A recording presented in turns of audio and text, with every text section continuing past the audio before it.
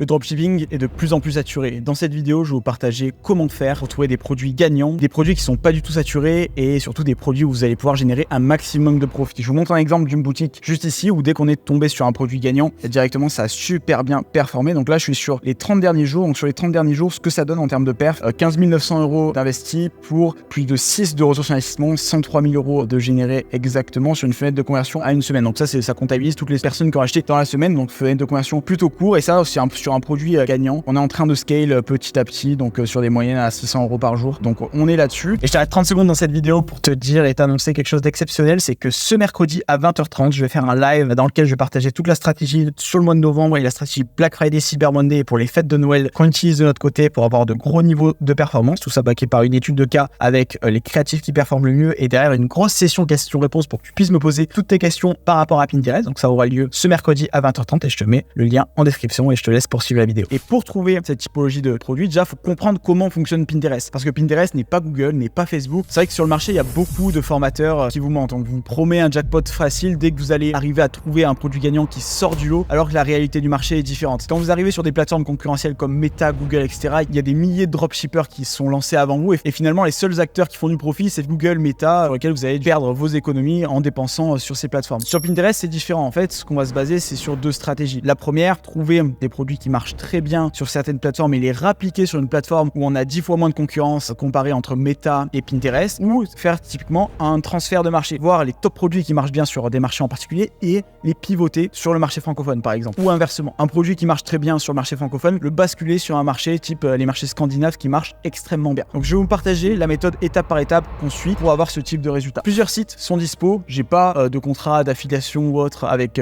quelconque de ces sites, c'est juste des sites qu'on utilise de notre côté en toute transparence. Donc le premier site qu'on utilise c'est BigSpy, un site très connu pour spy justement des ads. Là l'objectif c'est de voir quel type de produit pourrait matcher avec Pinterest. Donc vous avez la possibilité de filtrer avec Pinterest. Donc là moi j'ai le plan le plus premium qui est à 100 $ par mois, quelque chose comme ça. Mais partez directement, enfin pas besoin de ce plan là finalement, même avec des plans plus light comme Facebook, Instagram pour juste analyser cette partie là, ça suffit. Et en fait ce qu'il va falloir surtout comprendre c'est quelle est l'audience qui est présente sur Pinterest et quelle typologie de produits fonctionne. Donc là-dessus vous pouvez vous rendre sur Pinterest Trends. Donc dès que vous êtes sur Pinterest, vous avez un compte Pinterest Business, c'est gratuit, vous pouvez vous rendre sur Pinterest Trends. Et la force de cette fonctionnalité Pinterest Trends, c'est vraiment de pouvoir filtrer par centre d'intérêt et par pays. Donc là, admettons, je vais me rendre directement aux États-Unis et voir ce qui marche pour une thématique en particulier. J'ai envie de me lancer dans la thématique des animaux, admettons, là, je vais pouvoir voir quels sont les produits et en tout cas les animaux sur lesquels il y a plus d'interaction pour voir derrière quelle typologie de produits je peux présenter. Et là-dessus, je peux voir 4 fournitures do it yourself. Tac, là, il y a un gros pic de tendance qui arrive en ce moment. C'est ultra intéressant. Il y a une grosse hype qui se crée et souvent une hype qui se crée aux US, on peut la transférer et va arriver des fois dans quelques mois sur le marché francophone. Donc ça, c'est un exemple typique où là, on peut voir qu'il y a 85% de femmes. L'audience de Pinterest, elle est composée à plus de 60% de femmes. Donc là, c'est une audience qui est très féminine, qui matche parfaitement avec Pinterest. Et ce qui est cool avec Pinterest, c'est qu'on est sur une audience qui est CSP+, qui a du pouvoir d'achat. Donc faut pas hésiter même à avoir des paniers moyens élevés parce qu'on est sur des personnes qui sont dans une intention d'achat. On est sur une plateforme qui pousse tout ce qui est shopping, où on a une intention d'achat qui est beaucoup plus forte comparée à du TikTok, Insta, où les personnes sont sur un mindset de distraction. Sur Pinterest, on est sur de l'intention. Et ça, du coup, c'est quelque chose vraiment à prendre en compte, de comprendre l'audience de Pinterest, comment fonctionne la plateforme et derrière, quel type de mots-clés sont tapés par les personnes. Et là, quand on a une courbe exponentielle comme ça, on dirait la courbe du Bitcoin, ben là, on se dit que finalement, il y a de quoi faire sur cette niche-là. Donc derrière, ça passe par BigSpy. On va chercher du coup des produits reliés. Donc là-dessus, on peut taper des mots-clés en rapport avec ce qu'on a trouvé. Donc là, je remets exactement le même mot-clé. Je vais limite enlever la partie do it yourself. J'appuie sur Search. Et là, je vais avoir plusieurs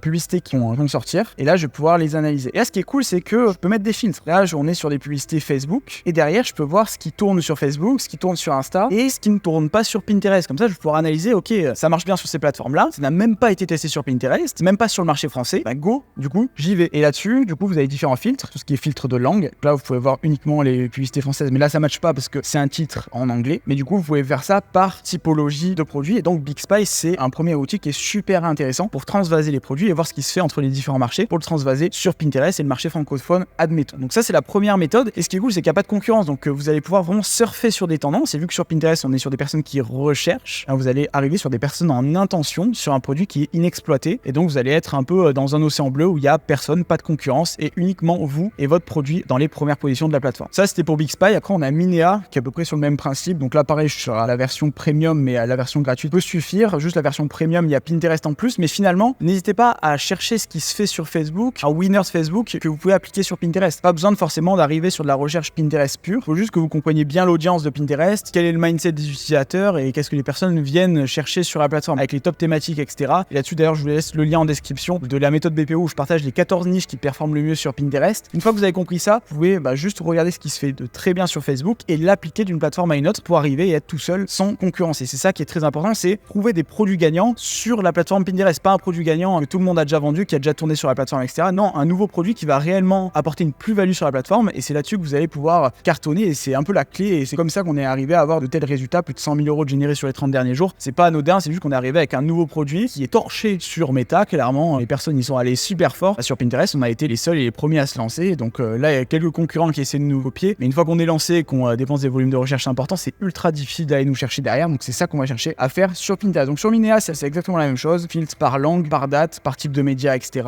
Il faut analyser parce que ce qui marche bien sur Pinterest, c'est à la fois le format statique et le format vidéo. Donc tout ça, je vous invite après à répertorier tous ces éléments-là ou faire un listing de produits sur un Google Sheet. Vous allez en avoir pas mal des produits et finalement après il faut voir ok quel est le pourcentage de match avec la plateforme par rapport aux mots-clés. Est-ce que c'est des mots-clés qui sont vraiment tapés sur Pinterest? Et comme ça vous allez pouvoir vous faire un classement en termes de typologie de produits à lancer. Après je vous invite quand même à vous focus sur une niche qui match bien avec Pinterest, pas trop vous éparpiller non plus. Donc ça c'est pour Minea, le super site. Et après il y a Dropship.io. Donc Dropship.io là il faudra qu'on repasse sur la version premium sur celui-ci parce qu'il est ultra puissant. C'est qu'en fait vous allez pouvoir analyser le nombre de ventes et combien de montants a été généré par les sites e-commerce. Encore une fois il faut que ça matche. Et là on peut voir qu'il y a eu des pics et là c'est une boutique où on est à peu près sur les 30 derniers jours à quasiment 3 000 $ par jour, 86 000 $ de générés. Et là du coup on peut regarder qu'est-ce que produit cette marque ou cette boutique. Et là il y a un peu de tout, donc des bijoux, très bonne thématique sur Pinterest, la mode ça match également très bien, l'audience on pense qu'elle est féminine. Vous pouvez analyser ça un peu plus en détail avec SimilarWeb aussi. Donc ça c'est vraiment top. Donc là c'est marché US principalement. Là-dessus vous avez pas mal d'idées d'inspiration et après vous pouvez spy et voir quel type de produit match le mieux. Donc ça c'est vraiment top pour avoir un aperçu de quelle boutique dans quelle thématique chiffre le plus. Donc là on n'a pas une vision uniquement sur la partie publicité comme sur un Minea, comme sur Xspy, Pinspy ou autre, mais là on est sur vraiment la boutique en elle-même, combien elle génère approximativement et les chiffres sont quand même plutôt réalistes. Donc là-dessus je vous invite à en prendre compte et surtout encore une fois voir si ça match bien en termes d'audience. Donc voilà, c'est 3 sites principaux à regarder, tout ça backé par Pinterest Trends et sans cumuler, si vous croisez les informations, vous avez de très grandes chances de partir sur des produits winners